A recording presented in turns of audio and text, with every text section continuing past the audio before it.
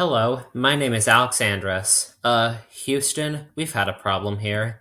Known as the successful failure, John Swigert's infamous phrase was uttered by the astronaut aboard the Apollo 13 spacecraft after an explosion on their vessel.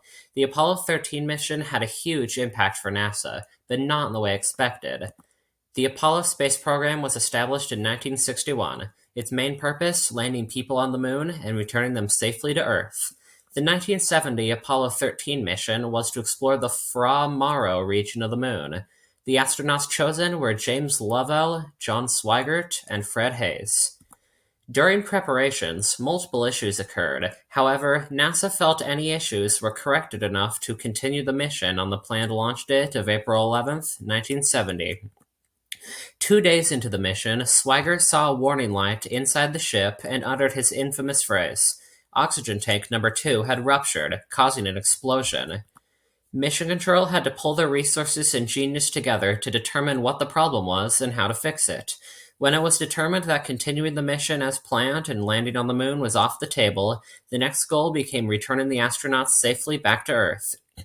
The astronauts were moved from the damaged Minecraft Odyssey to lifeboat mode in the lunar module Aquarius. Despite losing the main air tanks, oxygen wasn't the biggest issue the astronauts faced. Some of the issues encountered included having enough food and water for an undetermined amount of time, intermittent power, and communication capabilities, which impacted navigation, freezing temperatures, and rising carbon dioxide levels. Secondary problems complicated the situation: fatigue, hunger, thirst, and sickness.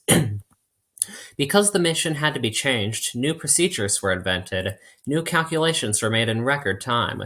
Procedures that typically took 3 months to work out had to be made in 3 days.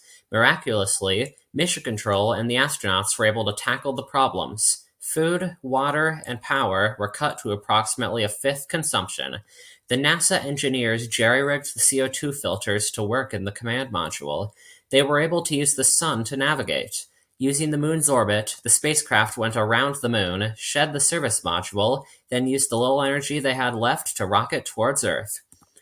After a harrowing 6 days in space, and against all odds, the command module Aquarius powered up and withstood the re-entry back to Earth. Millions watched it land safely in the Pacific Ocean. The astronauts were alive and safe. The successful failure was a major achievement in space history. It raised some questions such as, are manned spaceflights like these worth the risk and the cost? And how can we ensure corporations have systems in place for accountability and safety? After the Apollo 13 mission, scientists worked and continue to work to answer the question of ensuring the safety of their astronauts and equipment by making improvements to systems and equipment designs. The legacy of Apollo 13 includes international cooperation, public response, improved systems and equipment, and an appreciation for the power of creativity, ingenuity, and teamwork.